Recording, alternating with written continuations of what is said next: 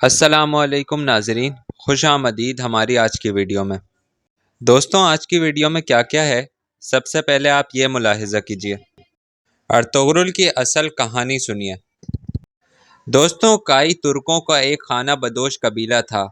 یہ لوگ بھیڑیں چراتے تھے، قالین بناتے تھے اور جڑی بوٹیاں اکٹھی کرتے تھے، لہٰذا ان کے مرد شاندار تلوار باز اور بہادر ہوتے تھے۔ یہ لوگ شام یعنی سیریا کی مختلف وادیوں میں خیمے لگا کر رہتے تھے۔ جب کسی جگہ پانی، چارہ اور اناج ختم ہو جاتا تھا تو یہ لوگ خیمے اکھاڑ کر آگے چل پڑتے تھے۔ 13ویں صدی خوفناک جنگوں کی صدی تھی۔ شام اور فلسطین میں صلیبی جنگیں چل رہی تھیں اور سینٹرل ایشیا میں منگول اور سلجوق لڑ رہے تھے، اور یورپ کی طرف سے بازنٹائن بھی حملے کرتے رہتے تھے، لہٰذا ہر طرف خون کی ندیاں بہہ رہی تھیں۔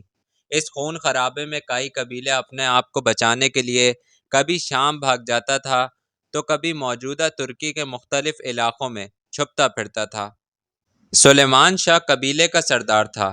یہ رقہ کے قریب کینسر سے انتقال کر گیا تو اس کے بیٹے ارطغرل کو قبیلے کا سردار بنا دیا گیا۔ ایک مرتبہ ارطغرل جنگل میں جا رہا تھا تو اس کی ملاقات درویشوں کے ایک گروہ سے ہوئی۔ درویشوں کے ہیڈ نے اسے اپنے ساتھ کھانے کی دعوت دے دی۔ وہ ان کے ساتھ بیٹھ گیا۔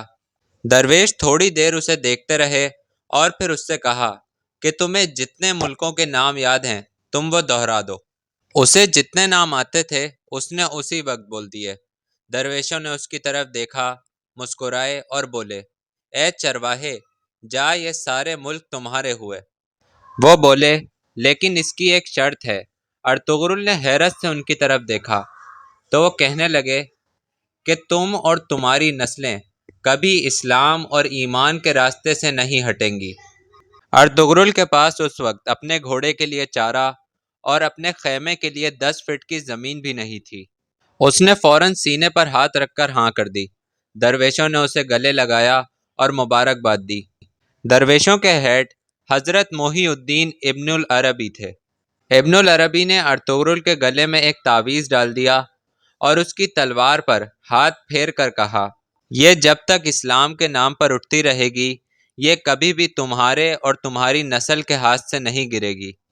اس کے بعد انہوں نے فرمایا کہ میری زندگی زیادہ نہیں، میں دنیا سے چلا جاؤں گا اور میرے مرنے کے بعد میری قبر گم ہو جائے گی، لیکن جس دن سین شین میں داخل ہوگا اس دن میری قبر دوبارہ ظاہر ہو جائے گی، اور اس سین کا تعلق تمہاری نسل سے ہوگا، اور اس سین کو میری قبر کے ظاہر ہونے کے بعد خانہ کعبہ کی چابیاں اور نبی اکرم صلی اللہ علیہ وآلہ وسلم کی تلوار ملے گی، اور اس کے بعد دنیا تم لوگوں کے عروج پر حیران رہ جائے گی۔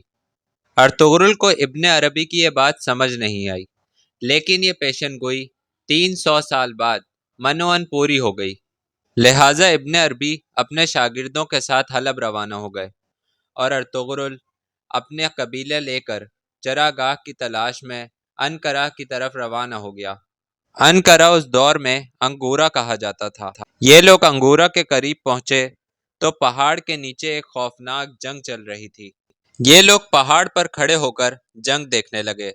جنگ میں ایک فریق بری طرح مار کھا رہا تھا۔ ارطغرل کے دل میں ایک دم کمزور فریق کی مدد کرنے کا خیال آیا۔ یہ لوگ اپنے سپاہیوں کو ایلفز کہا کرتے تھے۔ اس نے اپنے ایلفز کو اشارہ کیا، وہ پہاڑ سے اترے اور کمزور فریق کی مدد کرنا شروع کر دی۔ یہ لوگ کمزور فریق کے لیے غیبی مدد ثابت ہوئے۔ جوانوں کو حوصلہ ہوا اور وہ پلٹ کر لڑنے لگے۔ اس طرح جنگ کی شیپ چینج ہو گئی۔ ہارتا ہوا لشکر جیت گیا اور جیتتا ہوا لشکر ہار گیا۔ ارطغرل کو جنگ کے بعد پتہ چلا کہ اس نے انجانے میں سلجوق حکمران علاء الدین کی مدد کی تھی۔ علاء الدین سلجوق منگولوں کے ساتھ لڑ رہا تھا۔ وہ ارطغرل کی مدد سے جیت گیا۔ علاء الدین نے اس مدد کے بدلے ارطغرل کو سوغوت شہر اور اس کی ساری وادیاں دے دیں۔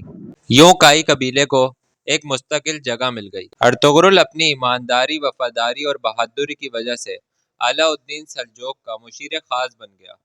علاء الدین سلجوق نے اسے جی بھر کر نوازا۔ ارطغرل کا انتقال بھی سوغوت شہر ہی میں ہوا اور اس کا مزار بھی وہیں ہے۔ دوستوں اگر آپ کو یہ ویڈیو پسند آئی ہے تو میرے چینل کو سبسکرائب کریں، میری ویڈیو کو لائک کریں اور اسے کسی نہ کسی کے ساتھ ضرور شیئر کریں۔ انشاءاللہ یہ کسی نہ کسی کا مائنڈ ضرور چینج کرے گی۔